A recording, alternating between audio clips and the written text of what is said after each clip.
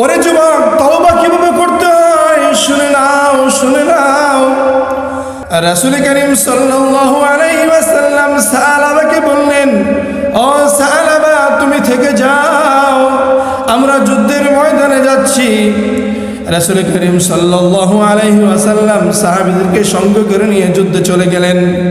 এদিকে সাহাবা রাদিয়াল্লাহু তাআলা আনহু, উনি একজন মহিলাকে দেখলেন যিনি ছিলেন সাদ রাদিয়াল্লাহু তাআলা আনহুর স্ত্রী। সাহাবা রাদিয়াল্লাহু তাআলা আনহু শয়তানের ধোঁকায় পড়ে ওই মহিলার হাত ধরে ফেললেন। ওই মহিলা উত্তরে বলল, ও সাহাবা, তুমি এটা কি করলে?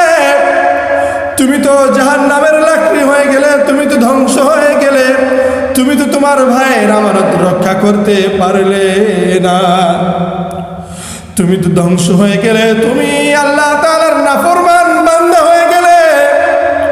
তখন সাহাবা রাদিয়াল্লাহু তাআলা আনহু হাত দুটি ছেড়ে দিয়ে দৌড়তে দৌড়তে মদিনা থেকে অনেক অনেক দূরে চলে যায়। যুদ্ধ শেষ হওয়ার পর সাদ রাদিয়াল্লাহু তাআলা আনহু তার স্ত্রীকে জিজ্ঞেস করলেন, আমার বন্ধু সাহাবা কোথায়? তার স্ত্রী উত্তরে বলল, তোমার বন্ধু তো অনেক বড় নাফরমান হয়ে গিয়েছে, সে তো জাহান্নামের লাকড়ি হয়ে গিয়েছে, সে তো তোমার আমানত রক্ষা করতে পারে নাই, তোমার আমানতের দিকে সে খারাপ নজরে তাকাইছে, সে তোমার আমানতের দিকে হাত বাড়াইছে। সাদ রাদিয়াল্লাহু তাআলা আনহু তার স্ত্রীকে বললেন, আমার বন্ধু কোথায়? এখন থেকে আমি কোথায় পাবো? তখন স্ত্রী বলল, আমি জানি না, তুমি খুঁজে নাও।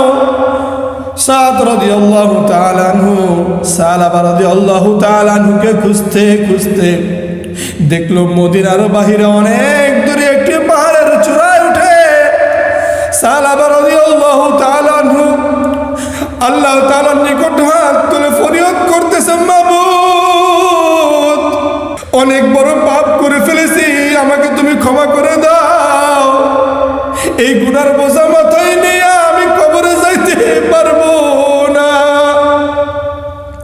তখন সাদ রাদিয়াল্লাহু তাআলা আনহু পিছন থেকে এসে বললেন, ও সাহাবা, চলো চলো, আমার সাথে তুমি মদিনায় চলো। তখন সাহাবা রাদিয়াল্লাহু তাআলা আনহু বলেন, আমি মদিনায় যাব না, এই গুনার বোঝা মাথায় নিয়ে আমি আমার নবীর সামনে যাইতে পারবো না।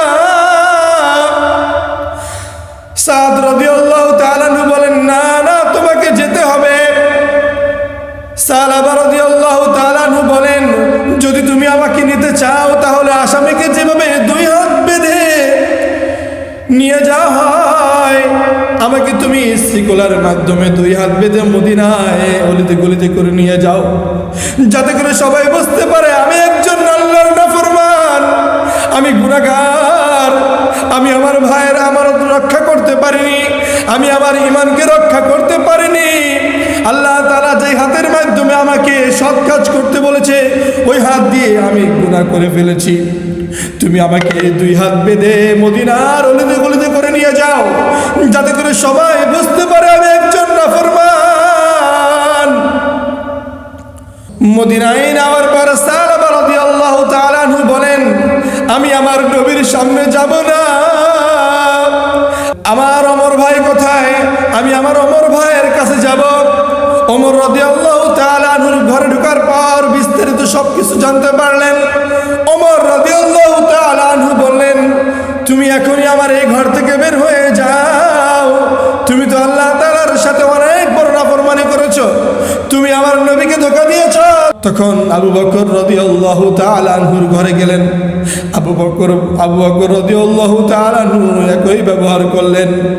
আলী রাদিয়াল্লাহু তাআলা আনহুর ঘরে গেলেন, তিনি একই ব্যবহার করলেন।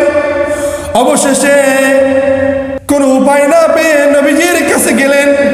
নবীজি সমস্ত ঘটনা শোনার পর সাহাবা রাদিয়াল্লাহু তাআলা আনহুকে বললেন, ক্ষমা করা বা না করা এটা তো আল্লাহ তাআলার ইচ্ছায়, কিন্তু তুমি এই মুহূর্তে তুমি আমার দরবার থেকে বের হয়ে যাও।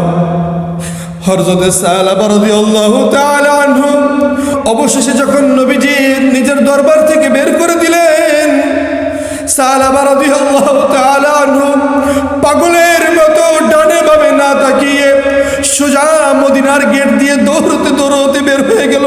এদিকে 3 দিন যখন অতিবাহিত হয়ে যায়, হযরত জিবরাইল আলাইহিস সালাম রাসূলের কাছে এসে বলেন, আল্লাহ তাআলা জিজ্ঞেস করেছে, ইয়া রাসূলুল্লাহ,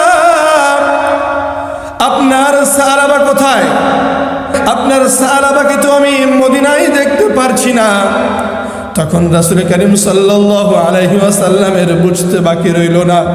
আল্লাহ তাআলার পক্ষ থেকে যখন ফয়সালা চলে আসলো, রাসূল করিম সাল্লাল্লাহু আলাইহি ওয়াসাল্লাম আবু বকর রাদিয়াল্লাহু তাআলা আনহুকে বললেন, ও আবু বকর, যাও যাও যাও, আমার সাহাবা কোথায় আছে, যাও খুঁজে নিয়ে আসো। ওমর রাদিয়াল্লাহু তাআলা আনহু বলেন, ইয়া রাসূলুল্লাহ, আমিও যাব। আলী রাদিয়াল্লাহু তাআলা আনহু বললেন, ইয়া রাসূলুল্লাহ, আমিও যাব। এই 3 জন সাহাবী যখন বের হতে লাগলেন, ইতিমধ্যে মুরব্বী সাহাবী হযরত সালমান ফারসি রাদিয়াল্লাহু তাআলা আনহু তিনি বলেন, আমিও যাব। তখন এই 4 জন সাহাবী সালাবা রাদিয়াল্লাহু তাআলা আনহুকে খোঁজার উদ্দেশ্যে মদিনা থেকে বের হয়ে গেলেন। মদিনা থেকে বের হওয়ার পর খুঁজতে খুঁজতে খুঁজতে একজন রাখালকে পেলেন। ওই রাখালকে জিজ্ঞেস করলেন, ও ভাই, সালাবাকে দেখেছো? রাখাল তো চিনতে পারলো না। আমি তো সালাবা নামে কাউকে চিনি না, তবে কিছুদিন ধরে প্রতিদিন রাত্র হলেই একজন লোক ওই পাহাড়ের চূড়ায় থেকে জাহান্নামের ভয়ে এত জোরে জোরে চিৎকার দেয় আর জাহান্নামের কথা বলে, আল্লাহ তাআলার কাছে ক্ষমা প্রার্থনা করে, যার আওয়াজের কারণে আমাদের ঘরের বাচ্চাগুলো ঘুম থেকে জেগে যায়, গোয়ালের গরু ছাগলগুলো ঘুমাতে পারে না। তখন সাহাবীরা বলল, নিশ্চয়ই এ তো সালাবা ছাড়া অন্য কেউ হতে পারে না। তখন সাহাবীরা মিলে ওই পাহাড়ের চূড়ায় চলে যায়। যেতে যেতে এরকম ভাবে সন্ধ্যা রাত্র হয়ে যায়। যখন রাত্র হয়ে গেল, তখন সালাবা রাদিয়াল্লাহু তাআলা আনহুকে দেখলেন একটি গাছের আড়ালে বসে। সালাবা দুহাত আসমানের দিকে তুলে বলতেছে, ইয়া আল্লাহ, আমি তো ভুল করে ফেলেছি, আমাকে ক্ষমা করে দাও, আমাকে তুমি ক্ষমা করে দাও। এই গুনার বোঝা মাথায় লইয়া আমি তো জীবন অতিবাহিত করতে পারবো না। এই গুনার বোঝা মাথায় লইয়া আমি কিভাবে তোমার দরবারে হাজির হব? এই গুনাহের বোঝা মাথায় নিয়ে আমি কিভাবে নবীর সামনে যাব? আল্লাহ, তুমি না রহমান, তুমি রহিম, তুমি কারীম, তুমি তো দয়ার সাগর, তুমি আমাকে ক্ষমা করে দাও।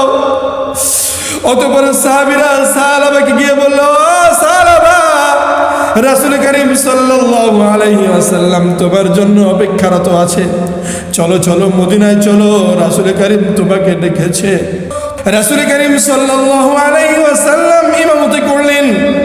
সূরা ফাতিহার পর যখন সূরা তাকাসুরের প্রথম আয়াত পাঠ করলেন, আল্লাহকুমুত তাকাসুর, অর্থাৎ দুনিয়ার প্রাচুর্যতা তো তোমাদেরকে নষ্ট করে দিচ্ছে, দুনিয়ার এই সৌন্দর্য, দুনিয়ার এই লোভ লালসা তো তোমাদেরকে ধ্বংস করে দিয়েছে। পিছনের খাতের সাহাবা রাদিয়াল্লাহু তাআলা আনহু এই আয়াত শোনার সাথে সাথে এত বিকট জোরে, এত জোরে কি চিৎকার দিয়ে উঠল, যে চিৎকারের কারণে পুরো মসজিদ থরথর করে কেঁপে উঠল। রাসূল করিম সাল্লাল্লাহু আলাইহি ওয়াসাল্লাম দ্বিতীয় আয়াত পাঠ করলেন, হাত্তা যুরতুমুল মাকাবির, হাত্তা যুরতুমুল মাকাবির, তোমার এই লোভ লালসা, তোমার এই দুনিয়ার সৌন্দর্য তুমি কতদিন উপভোগ করবে? ঠিক কবরে যাওয়ার আগ মুহূর্ত পর্যন্ত তুমি উপভোগ করতে পারবে। তৃতীয় আয়াত যখন পাঠ করলেন, কাল্লা সাউফা তা'লামুন, সালাবা রাদিয়াল্লাহু তাআলা আনহু আয়াত শোনার সাথে সাথে বিকট চিৎকার দিয়ে জমিনের বুকে শুয়ে পড়ল। নামাজ শেষ হওয়ার পর রাসূল করিম সাল্লাল্লাহু আলাইহি ওয়াসাল্লাম বললেন, ও আমার সাহাবীরা, সালাবা কোথায়? সালাবা তো জমিনের বুকে শুয়ে পড়েছে। রাসূল করিম সাল্লাল্লাহু আলাইহি ওয়াসাল্লাম বললেন, মাথায় পানি ঢালো। আমার সাহাবার মাথায় পানি ঢালো। এদিকে সাহাবীরা বললেন, ইয়া রাসূলুল্লাহ, সাহাবা তো আর দুনিয়ার বুকে নাই, সাহাবা তো দুনিয়ার বুকে নাই, সাহাবা তো আল্লাহ তাআলার ডাকে সাড়া দিয়েছে। সাহাবা রাদিয়াল্লাহু তাআলা আনহু আমাদেরকে ছেড়ে আল্লাহ তাআলার ডাকে সাড়া দিয়েছে। রাসূল করিম সাল্লাল্লাহু আলাইহি ওয়াসাল্লাম জানাজার নামাজের ব্যবস্থা করলেন। জানাজার নামাজের পর যখন লাশকে নিয়ে কবরে দাফন করবেন, সাহাবীরা খেয়াল করলেন রাসূল করিম সাল্লাল্লাহু আলাইহি ওয়াসাল্লাম তার পায়ের আঙ্গুলের উপরে ভর দিয়ে দিয়ে হাঁটছেন। যখন কবরের ভিতরে সাহাবা রাদিয়াল্লাহু তাআলা আনহুকে দাফন করলেন, দাফন শেষে যখন রাসূল করিম সাল্লাল্লাহু আলাইহি ওয়াসাল্লাম আবার নিকট চলে আসলেন, দাফন শেষে সাহাবীরা রাসূল করিম সাল্লাল্লাহু আলাইহি ওয়াসাল্লামকে জিজ্ঞেস করলেন, ইয়া আল্লাহর হাবিব, আপনি এভাবে কেন হাঁটলেন? উত্তরে বললেন, ও আমার সাহাবীরা, তোমরা শুনে রাখো, শুনে রাখো, শুনে রাখো। আমি যখন জানাজার জন্য তোমাদেরকে একত্রিত করতেছিলাম, ইতিমধ্যে আসমান থেকে এত পরিমাণের ফেরেশতা আসলো, সাহাবার লাশকে নিয়ে কবর পর্যন্ত যাব। ওই ফেরেশতাদের কারণে, ফেরেশতাদের পরের কারণে, ফেরেশতাদের নূরের পাখার কারণে আমি আমার পাকে জমিনের মধ্যে রাখতে পারছিলাম না। সুবহানাল্লাহ।